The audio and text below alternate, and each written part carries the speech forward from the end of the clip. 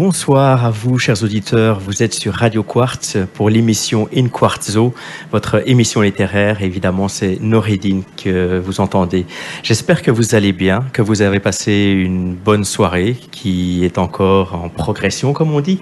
Et voilà, aujourd'hui, j'ai à nouveau des invités pour un nouveau livre. Le livre s'appelle Théorie générale sur le rire et l'humour et j'ai le plaisir d'accueillir en nos studios Michael Van Deuren et Jean-Pierre Van Deuren. Bienvenue dans nos studios. Merci. Merci. Donc voilà, vous avez décidé un jour de faire une théorie sur le rire et l'humour. Donc je mets tout de suite les choses au clair. Ce n'est pas un livre d'humour, donc ne vous attendez pas à prendre ça pour aller faire des blagues au bistrot du coin. Mais c'est vraiment une théorie, donc un traité dans tout ce qu'il y a de pédagogique dans un traité sur le rire et l'humour. Alors tout d'abord, si vous vous présentiez, donc Michael et Jean-Pierre, qui êtes-vous finalement et quel est votre background à la base? Moi c'est Jean-Pierre, je suis le papa de Michael en fait.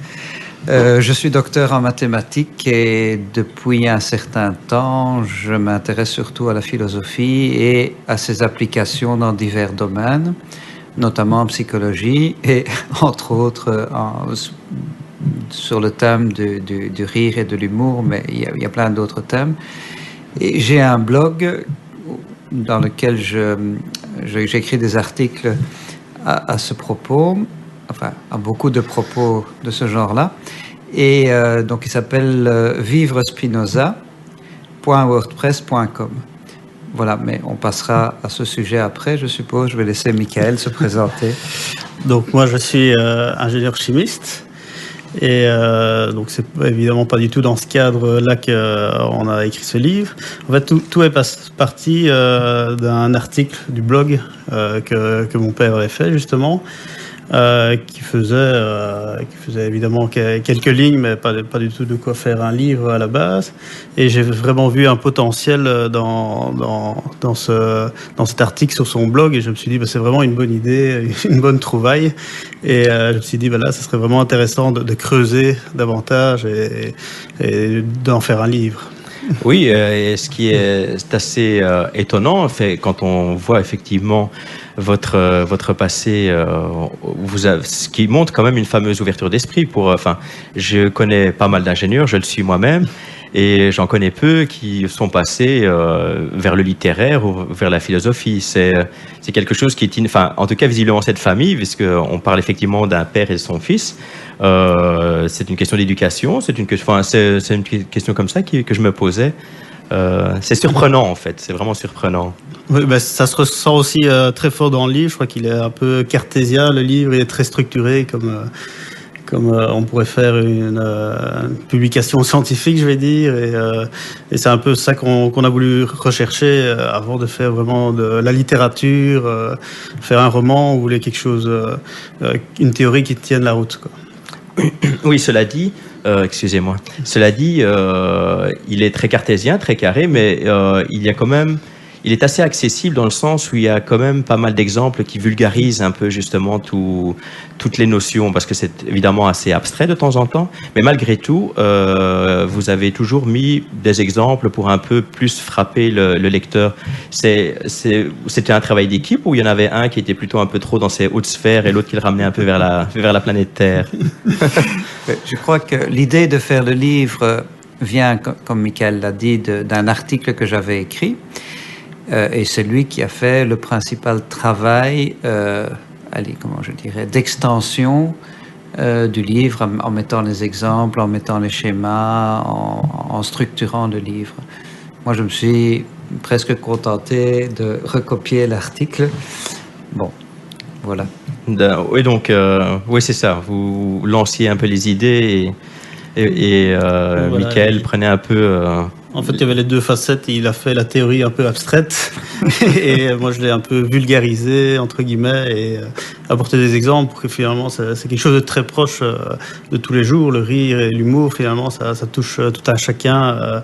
Tous les jours, les gens aiment rire, donc c'est très facile de trouver des exemples pour pouvoir illustrer cette théorie. Oui, c'est vrai, mais de l'autre côté, ce que je trouve aussi compliqué dans un domaine comme l'humour et le rire, c'est d'en faire une théorie. Donc ça, c'est vrai que c'était assez surprenant de voir justement une thèse sur ce domaine-là qui a l'air de tellement toucher au propre de l'homme et à la personnalité propre de chacun. Mais justement, donc, le livre est là pour un peu balayer peut-être les a priori et en tout cas tirer une théorie avec laquelle on peut être d'accord ou pas, mais en tout cas, le but de ce livre allait dans cette direction-là, si j'ai bien lu, si j'ai bien compris. Oui, c'est ça. Donc, on a d'abord, dans un premier temps, comme un peu les revues scientifiques, on a balayé tout ce qui existe. Donc, l'état de l'art dans la théorie du rire, si on peut dire. Et effectivement, on s'est aperçu qu'aucune de ces théories ne nous satisfaisait. Donc, tous les grands philosophes s'y sont un peu attaqués, mais finalement, aucune de ces théories n'était satisfaisante. Et donc, de là était partie l'idée donc de mon père d'élaborer une théorie qui pouvait être généralisée un peu tous les cas de figure qu'on pouvait trouver. Tiens, entre le moment où vous avez eu justement l'idée d'écrire ce livre et sa parution, il s'est passé combien de temps? Vous avez pris combien de temps pour mettre en place ce livre, le formaliser? Pour l'article sur le blog, je vais peut-être laisser répondre. L'article sur le blog faisait, si je me souviens bien, 16 pages, quelque chose comme ça, en format Word. Ce qui est pas mal sur un blog. Hein. D'habitude, les articles font 3 lignes. Oui, mais je les sépare en plusieurs articles de 3 pages pour que la lecture ne soit pas trop assommante. Elle l'est déjà comme ça. Mais, non, mais donc, je ne sais pas combien de temps je mets pour ça. Disons une quinzaine de jours, mais en travaillant pas 8 heures par jour. Hein. Donc, voilà.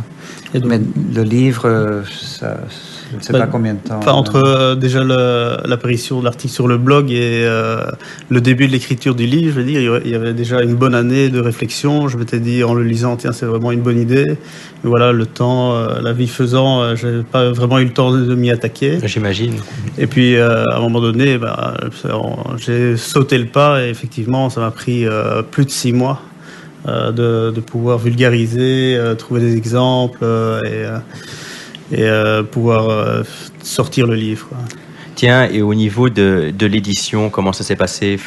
Je vois ici que l'éditeur, c'est Casual Intellectual Edition. Et donc là, c'était un peu aussi de l'humour. En fait, c'est un éditeur tout à fait virtuel. Ah, d'accord. Et le livre, on l'a auto-édité sur Amazon.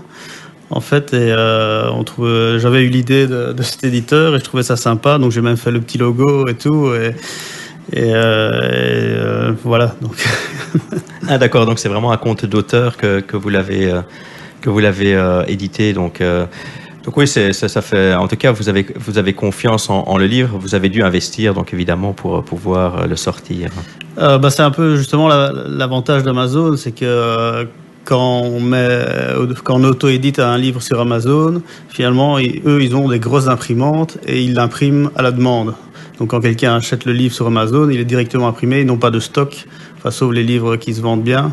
Et donc, nous, en tant qu'auteurs, finalement, on ne doit rien investir. Ah, d'accord. Je ne connaissais pas le système, effectivement.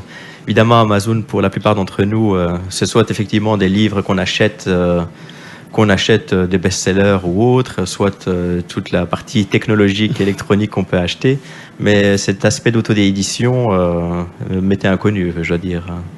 C'est chouette, donc c'est vrai que ça vous a permis effectivement de pouvoir lancer votre bébé dans le monde réel. Et est-ce que vous avez déjà des retours? Il est sorti quand officiellement ce livre? Quand est-ce que... Il est sorti vers avril de cette année.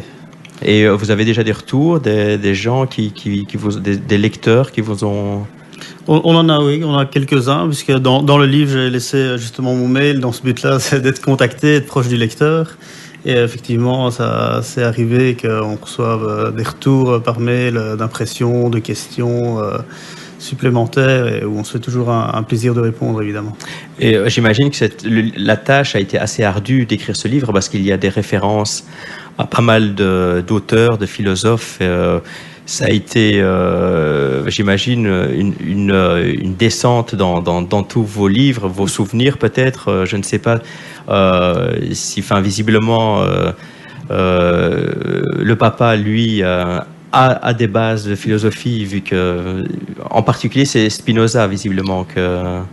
Oui. Bon, en fait, pour situer le développement de la théorie, je peux parler de manière générale. Je suis un fou de Spinoza. Mm-hmm. Bon, c'est pas très grave, ce n'est qu'un... ça ne s'attrape pas. Ça, je ne sais pas, parce que j'ai déjà été assez contagieux. Mais disons que, pour être simple, dans le livre qui s'appelle L'éthique, qui est son maître ouvrage, si vous voulez, qui est pour moi un livre univers, vous trouvez un cadre, disons, ontologique, c'est-à-dire qui parle de l'être, comme on peut partir de Dieu. D'ailleurs, il l'appelle Dieu, l'être, mais ce n'est pas un Dieu anthropomorphe. De là, il déduit, disons, une anthropologie, c'est-à-dire une théorie de l'homme, et de là, une psychologie rationnelle. Et donc, ce sont des outils extrêmement utiles parce que la plupart des auteurs qui étudient soit le rire, soit la personnalité, enfin, tous les psychologues étudient certaines choses, eh bien, ils partent des faits, mais les faits, et puis ils induisent une théorie. Mais les faits, ça ne s'organise pas tout seul. Les faits sont bruts, etc. Et donc, ils nécessitent une interprétation. Donc, ils vont mettre certains préjugés qu'ils ne vont pas donner dans cette interprétation. Tandis que si on part finalement d'une théorie de l'homme, disons simplement une théorie de l'homme et d'une psychologie, on peut déduire de cette théorie ce qu'on veut étudier, comme par exemple le rire. D'accord ? Et donc la théorie sur le rire et l'humour qu'on a établie se repose sur l'anthropologie, donc la théorie de l'homme et sa psychologie. Ce qui rejoint finalement le fameux théorème que le rire est le propre de l'homme. Donc, après tout se regroupe. Mais ça, on remet en question dans le livre. Effectivement, j'allais le dire. Cela dit, c'est pas tout à fait le cas quand vous aurez lu le livre, vous verrez qu'effectivement, c'est remis en question. Mais écoutez, on va continuer cette discussion intéressante après une petite pause musicale, le temps que les gens se digèrent déjà un peu cette première partie d'information. Je vous retrouve tout à l'heure et d'ici là, profitez, vous allez écouter Pink.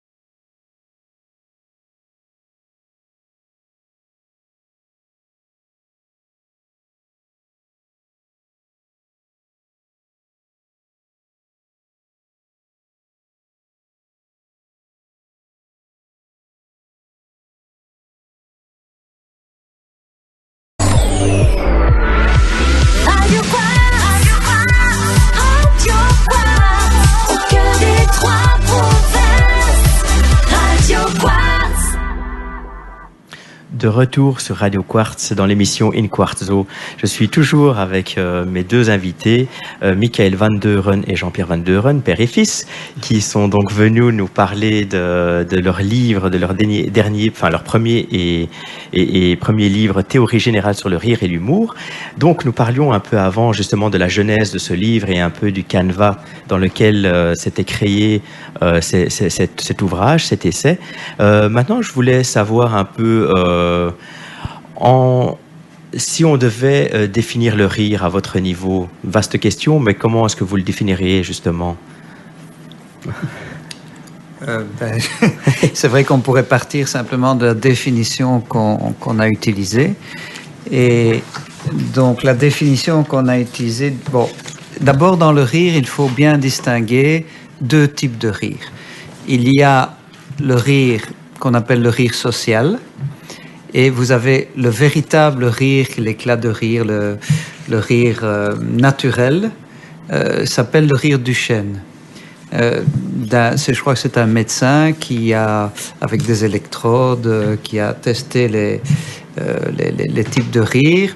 Et donc, le rire du chêne, c'est... Bon, il faudrait un peu regarder. Il faudrait pouvoir montrer des photos d'un rire du chêne, mais c'est le rire naturel. Vous riez d'une bonne blague, vous riez de bon cœur.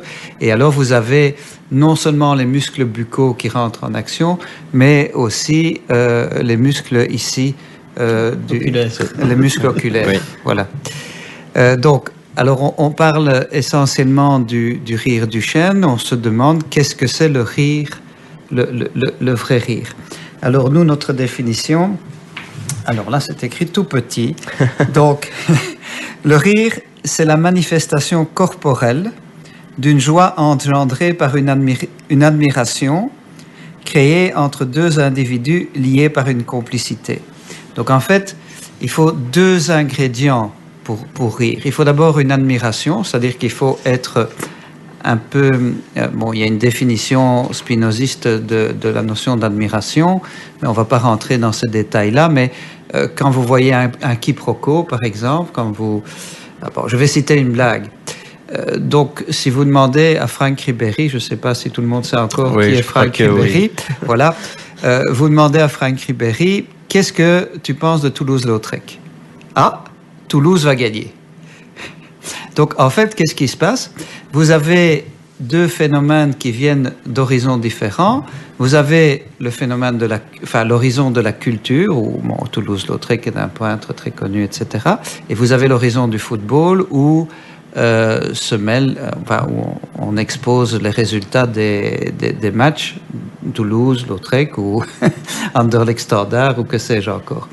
Et donc, vous avez deux horizons différents qui se cognent à un certain moment. C'est la rencontre. Et l'esprit est choqué par ça. Enfin, pas choqué, pas au mauvais sens. Il est interloqué. Il est en admiration. Il admire ça. D'accord? Bon, maintenant, ça ne suffit pas pour provoquer le rire. Parce que quand vous avez un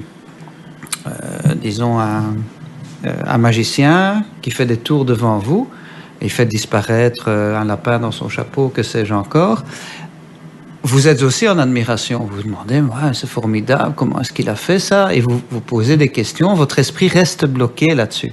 Donc c'est de l'admiration. Mais ça ne provoque pas le rire. Donc il manque un ingrédient supplémentaire, et cet ingrédient, c'est la connivence que vous avez avec votre interlocuteur ou avec votre public, etc. Voilà, ça c'est donc la définition du rire. Nous y reviendrons un peu plus tard parce qu'effectivement, la vraie théorie générale que vous abordez dans votre livre est basée effectivement sur ces deux aspects importants. Juste un petit mot justement sur l'autre rire que vous n'abordez que très brièvement, puisque ce n'est pas le sujet du livre, qui est justement le rire conversationnel. Dans quel cas de figure on le rencontre et à quoi sert-il? Mais les rires conversationnels, finalement, c'est les principaux rires qu'on rencontre. Près de 90% des rires sont des rires conversationnels. Et comme je vous ai dit, comme mon père vous a dit, le rire franc sera la rencontre d'un étonnement avec une connivence, mais le rire conversationnel, finalement, sera que la connivence. Donc quand on va rigoler, on va faire un rire conversationnel, c'est quelque part pour manipuler les émotions de l'autre. Donc pour calmer les tensions, par exemple, on va pouvoir rigoler et comme ça, on va manipuler les émotions de l'autre et l'autre sera moins agressif envers nous. Un peu, oui, c'est un peu des rires de complaisance ou des rires de politesse. C'est une recherche de connivence. C'est une recherche de connivence, donc c'est un des deux ingrédients qui va provoquer un faux rire, entre guillemets, un rire conversationnel. Mais il manque l'autre ingrédient pour pouvoir avoir le rire franc. Et au niveau, ce rire conversationnel n'apporte rien comme l'apporte le rire sincère et le rire du chêne. Donc c'est l'une des différences aussi, si j'ai bien compris, c'est que le rire du chêne étant plus sincère et faisant travailler tout le corps, le rire conversationnel, entre guillemets, ne sont que des us et coutumes et des usages. En fait, c'est un rire qui s'apprend. Oui, c'est très culturel, le rire conversationnel. Alors que le rire franc, tous les hommes savent rire, je dirais pas dès la naissance, mais vers 6 mois, vraiment, même les bébés savent rire. Tandis que le rire conversationnel sera très culturel et se retrouvera de manière différente entre les cultures. On voit parfois les exemples dans les écoles souvent les Asiatiques, justement pour calmer les tensions, aiment bien rigoler, vont rigoler pour calmer les tensions. Donc, de temps en temps, une institutrice qui veut punir un élève et qui commence à rigoler, ça l'énerve. Parce que nous, en tant qu'Européens, pour nous, un enfant ne peut pas rigoler quand on va l'engueuler, parce qu'on va être choqué. Pour nous, on va se dire, mais il se moque de moi. Tandis que pour un Asiatique, s'il rigole, ça veut dire qu'il est gêné, qu'il est désolé et qu'il demande pardon. Donc il y a parfois un choc de culture au niveau du rire conversationnel, puisqu'il est vraiment différent dans les différentes sociétés. Oui, c'est ça, il est plus de l'ordre de l'acquis, il faut l'apprendre, il faut, entre guillemets, on prend des cours de rire conversationnel, même si c'est peut-être instinctif et que ça fait partie de notre vie d'apprendre ce genre de choses pour vivre en société. C'est un peu comme le langage. Ouais. Voilà, d'accord. Non, voilà, effectivement. Mais bon, c'était un petit aparté parce que l'idée ici est vraiment de parler du rire du chêne, que personnellement, moi, j'appelle effectivement le rire plus sincère, le rire où tout le corps est mis en branle quand justement on se laisse aller et que vraiment quelque chose nous fait rire au vrai sens du terme. Et donc voilà, je vous propose, si vous voulez bien, qu'on parcourt un peu justement le livre, et en particulier, vous commencez d'abord par le principe de votre étude et comment vous allez justifier que tout est bien cartésien, etc.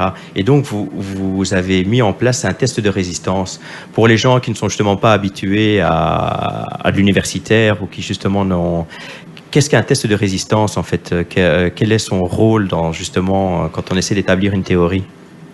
Le test de résistance, donc, ce sont différentes questions qu'on va se poser.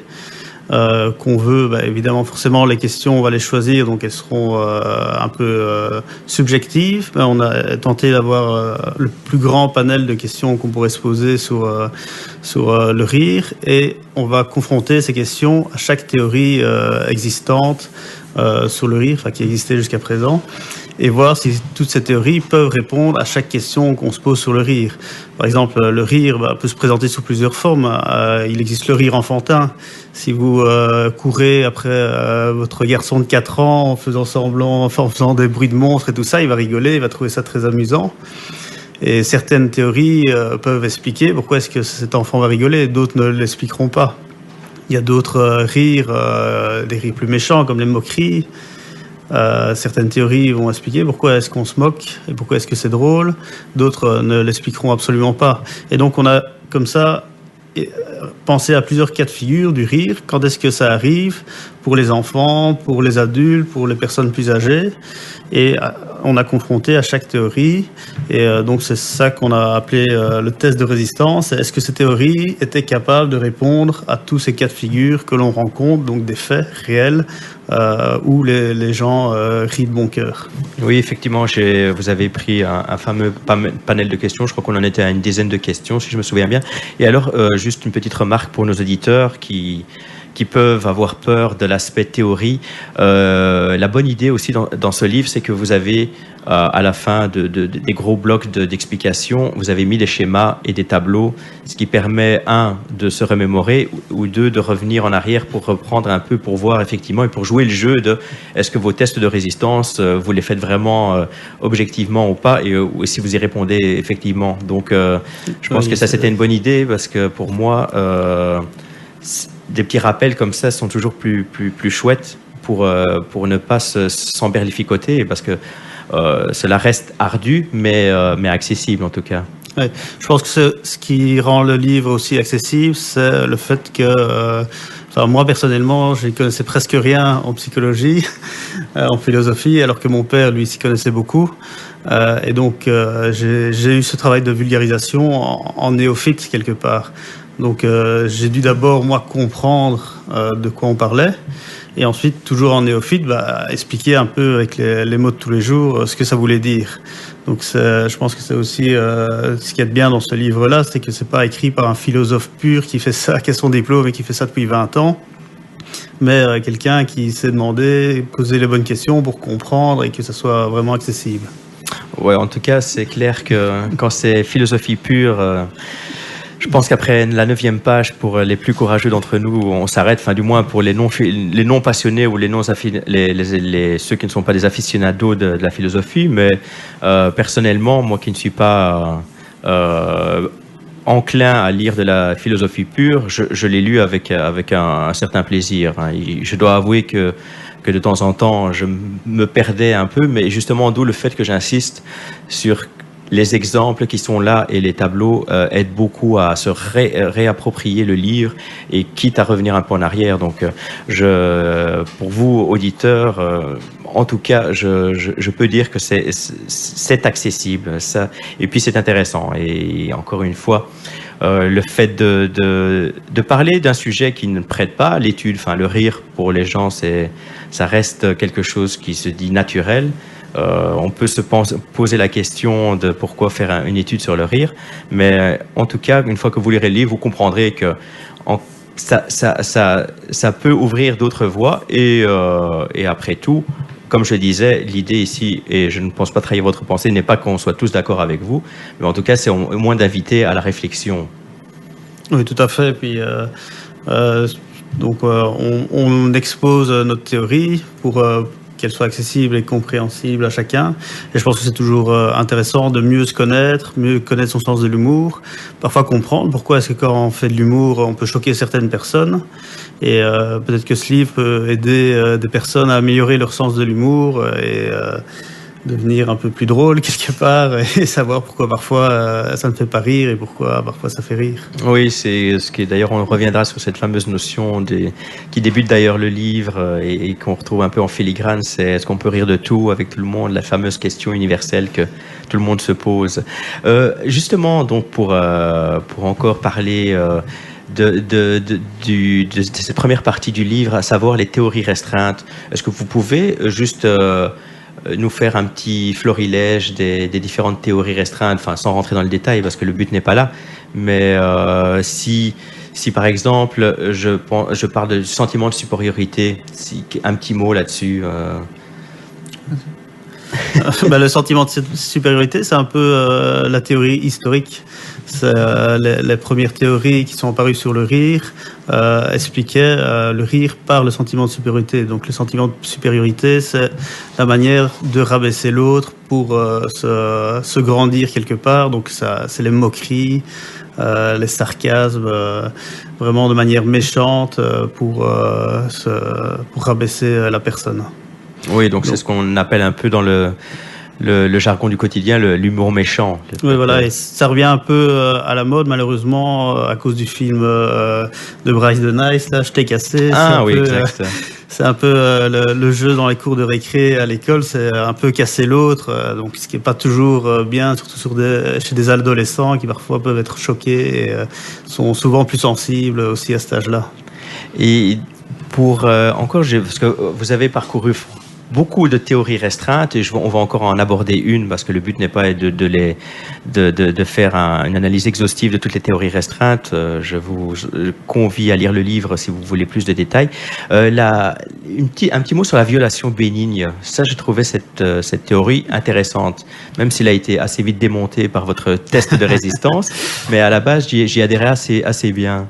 Et donc la violation bénigne, par contre, c'est la dernière théorie en date, donc qui date à peu près des années 80, 1980. L'idée de cette théorie, c'est qu'il faut qu'il y ait deux éléments pour faire rire. D'abord, il faut qu'il y ait un aspect de violation, donc pas spécialement violation physique, mais peut-être violation de sa morale ou violation de ce en quoi on croit, ou bien simplement violation de la logique. Et il faut que cette violation soit bénigne.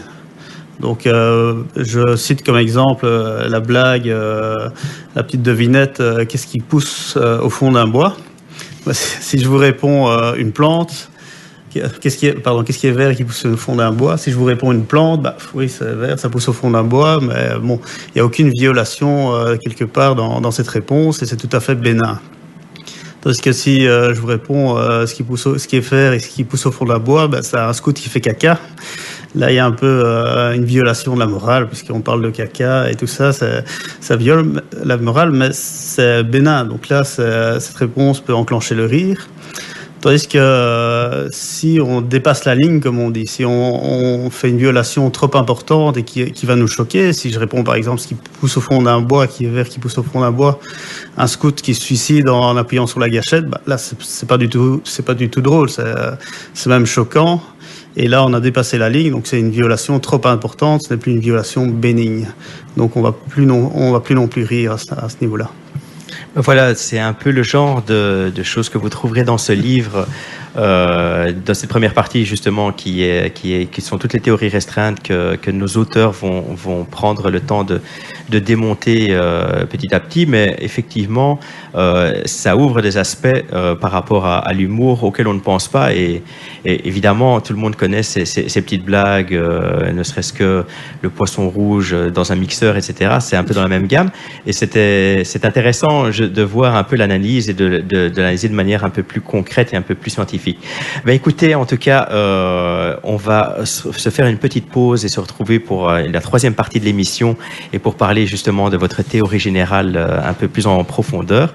Je vous propose à vous, chers auditeurs, de maintenant écouter Noémie Wolf et à tout à l'heure de toute façon.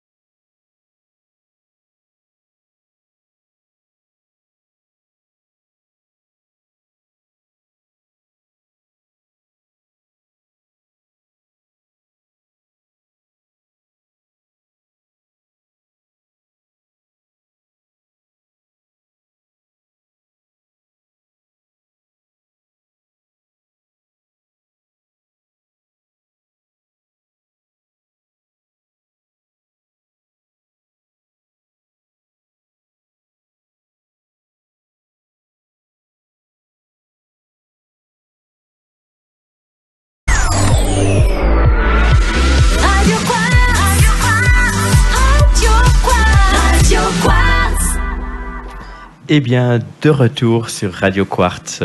C'était une drôle de fin pour cette chanson. Donc, c'était Noémie Wolf's Hunt You. C'est une nouveauté de 2016, mais je dois avouer que la fin est un peu bizarre.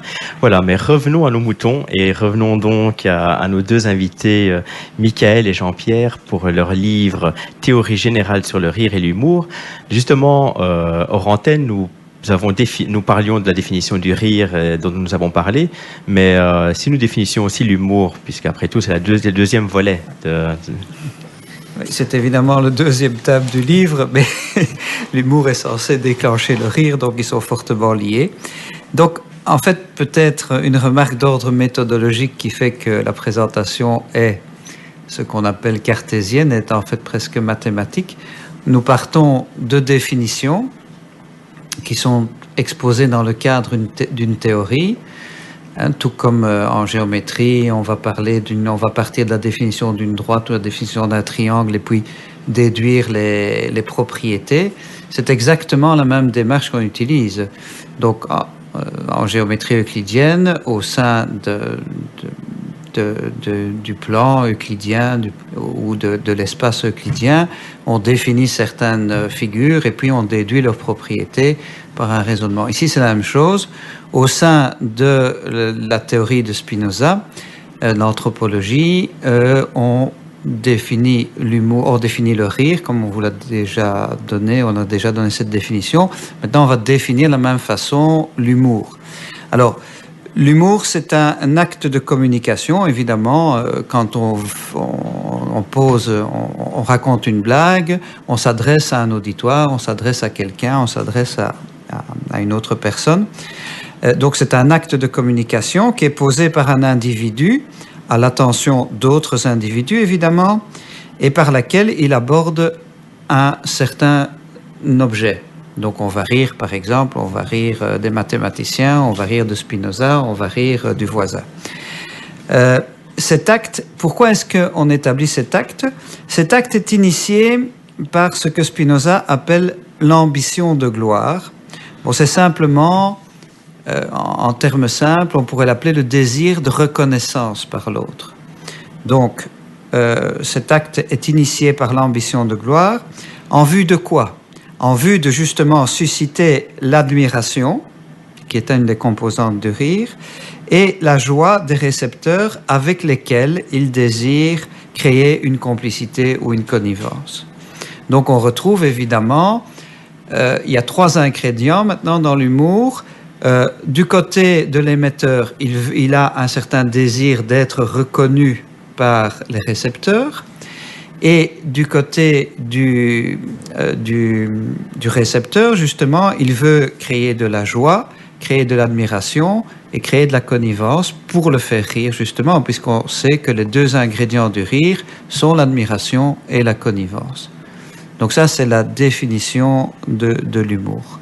Et c'est aussi finalement la conclusion auquel vous arrivez par rapport à la définition du rire et par laquelle, dans votre livre, vous passez à travers les différents tests de résistance et qui un peu fait le corps même de votre livre.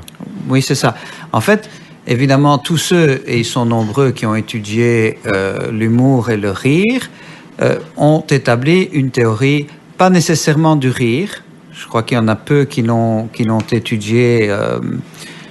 Ils ne connaissaient pas évidemment le rire du chêne non plus à cette époque-là. Mais donc, ils définissaient l'humour. Et donc, par exemple, comme vous l'avez cité en début, une des théories, c'est la théorie du sentiment de supériorité. C'est quoi le but de l'humour? C'est de rabaisser les autres pour se montrer supérieur. Mais on voit bien que ça, c'est simplement un cas particulier d'humour.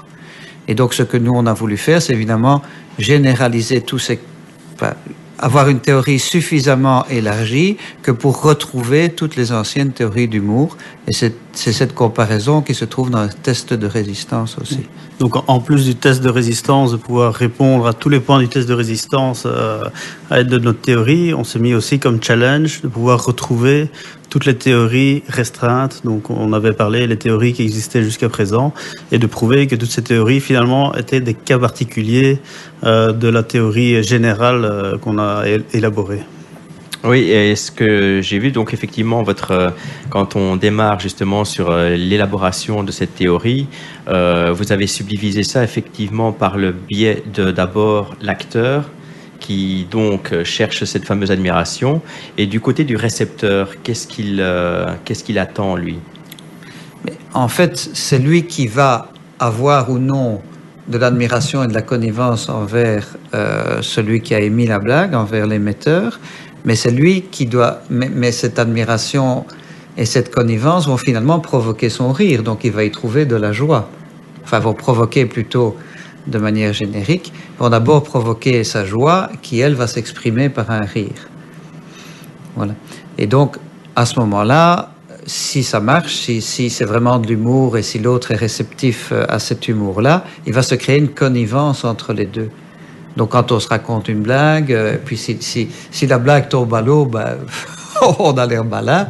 Et puis, il n'y a rien qui se crée, il n'y a pas un lien qui se crée. Par contre, si la blague est vraiment amusante, il va y avoir un lien qui va se créer, une connivence qui va être créée entre les deux, le récepteur et l'émetteur. On parle souvent de briser la glace avec une petite blague d'introduction. C'est un peu ça, c'est créer de la connivence entre les personnes. Finalement, oui, c'est une facette d'un jeu de séduction, pas obligatoirement amoureux ou sexuel, mais si je comprends bien, on est un peu dans un jeu de séduction, on essaye de lier quelque chose avec le récepteur pour quelle que soit la raison. Et l'humour est un des outils pour ça, finalement. Oui, la séduction, c'est vraiment un bon mot, parce que finalement, l'humour fait partie de la parade amoureuse de l'espèce humaine. Hein.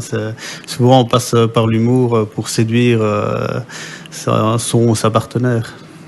Justement, là, c'était un des points d'accroche de mon côté.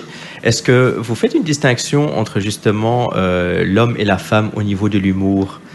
Parce qu'on a tendance à dire, en tout cas le commun des mortels a tendance à dire, l'humour est plutôt typiquement masculin. On est plus nous enclins à justement faire des connivences avec une partenaire potentielle par l'humour à la base. Mais effectivement, toutes les études montrent que l'humour est plutôt masculin. Les petits garçons, à partir de 6 ans, font beaucoup plus de blagues que les petites filles. Mais finalement, toutes ces études ont peut-être un biais social. Est-ce que c'est la cause ou est-ce que c'est l'effet de la société? Est-ce que on n'essaye pas de dire aux petites filles calmez-vous, restez plus sages et tout ça, qu'aux petits garçons on laisse aller un peu plus? Le résultat est effectivement que l'humour est plus masculin, mais on ne sait pas si c'est une cause ou un effet de la société.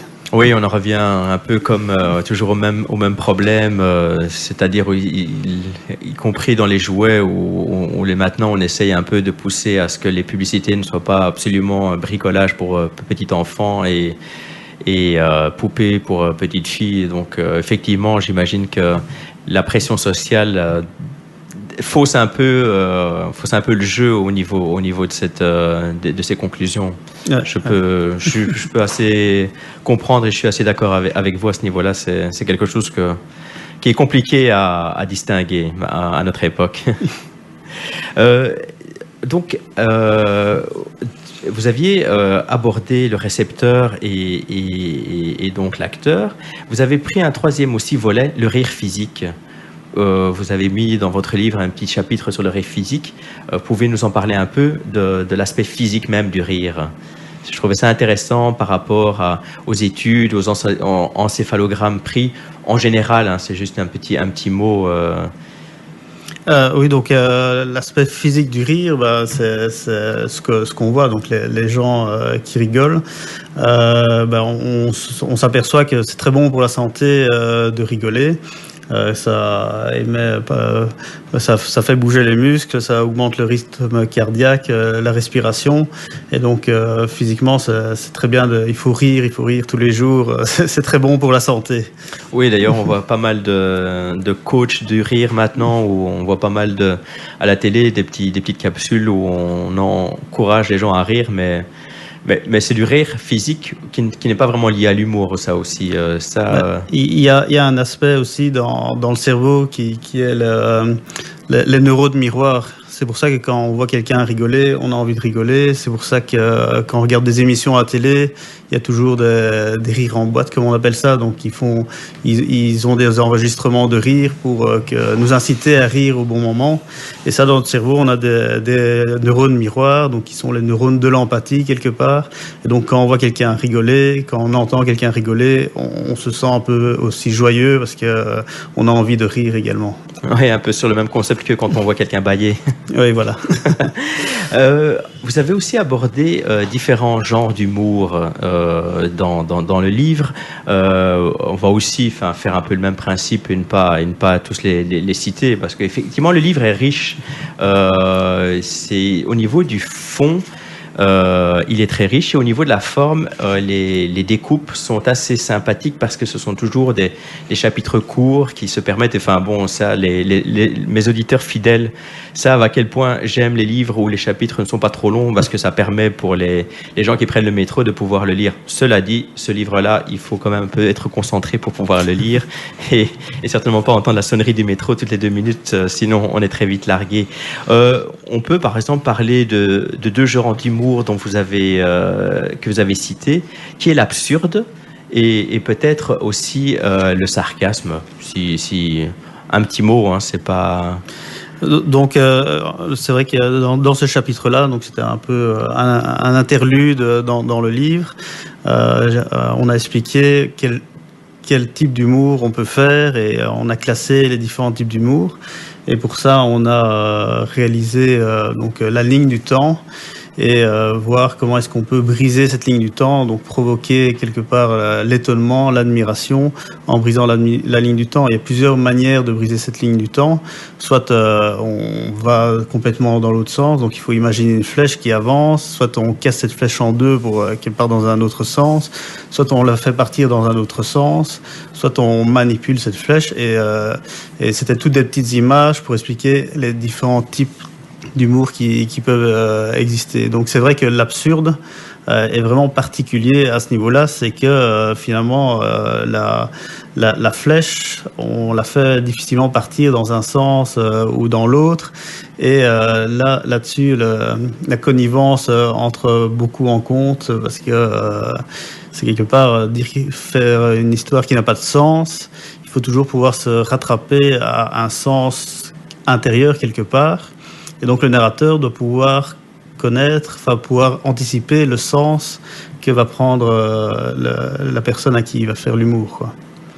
Et vous avez aussi parlé des véhicules pour transmettre l'humour. Donc, je les cite vite fait, les mots, les gestes, les situations et les caractères. Chaque type de véhicule peut avoir le même effet, a la même force. Ou vous diriez que les mots sont toujours plus forts dans l'humour que par exemple les gestes? Est-ce qu'un mime aura tendance à faire moins rire que quelqu'un qui a toujours le bon mot? C'est vrai que le bon mot est souvent apprécié, mais ça dépend toujours de la personne avec qui on fait l'humour. Certaines personnes aiment les jeux de mots, aiment réfléchir, trouver la faille dans un raisonnement. D'autres personnes sont plus physiques et préfèrent quelque part un mime qui va faire des blagues un peu physiques et où il ne faut pas rechercher le jeu de mots derrière. Et il faut voir aussi que les personnes peuvent comprendre le jeu de mots en fonction des langues, en fonction des connaissances. Il y a des blagues typiques ingénieurs, par exemple, qui ne vont pas faire rire beaucoup de gens, mais qui feront beaucoup rire les ingénieurs. Oui, effectivement. J'en ai une en tête que vous avez citée avec Pascal et Newton qui, effectivement, m'a bien parlé en tant qu'ingénieur. En tout cas, voilà, nous sommes déjà au bout de l'émission. Est-ce que vous avez encore un dernier mot à dire, quelque chose qu'on n'aurait pas parcouru? Profitez-en, c'est à vous. D'abord, vous remercier pour l'émission. C'est avec plaisir. Donc, ici, nous, on est quand même content de cette théorie qui est aboutie à ce niveau-là. Et quelque part, on continue à creuser puisqu'on est en train d'écrire un deuxième livre qui sera plus sur la personnalité. Donc, comme je vous ai dit, le rire, c'est l'étonnement avec la connivence, mais derrière la connivence, il y a encore moyen de réfléchir, de voir qu'est-ce qui crée la connivence. Et la personnalité est un des aspects qui va nous aider à créer la connivence avec les gens. On va avoir plus de complicité avec des gens qui ont la même personnalité que nous, qui réfléchissent un peu comme nous. Et donc tout ça, c'est encore un sujet passionnant qu'on aimerait creuser et qu'on aimerait avoir un livre derrière avec une théorie générale sur la personnalité dans quelques mois. Eh ben, j'espère que vous viendrez le présenter chez nous. Vous serez en tout cas toujours si vous nous invitez. Avec plaisir, en tout cas. Je pense que nos auditeurs ont trouvé l'émission très intéressante, la conversation très intéressante, et comme quoi on peut parler philosophie sans pour autant s'ennuyer ferme. Quant à moi, en tout cas, je vous remercie encore d'être passé, et c'était vraiment avec un plaisir que je vous ai reçu. À bientôt de toute façon. Et quant à nous, je vous quitte. Nous sommes déjà à la fin de cette émission, et je vous retrouve dimanche pour l'entretien de dimanche avec 11-11-11, et je vous souhaite une bonne fin de soirée et merci de nous avoir écoutés. Au revoir. Au revoir. Voilà.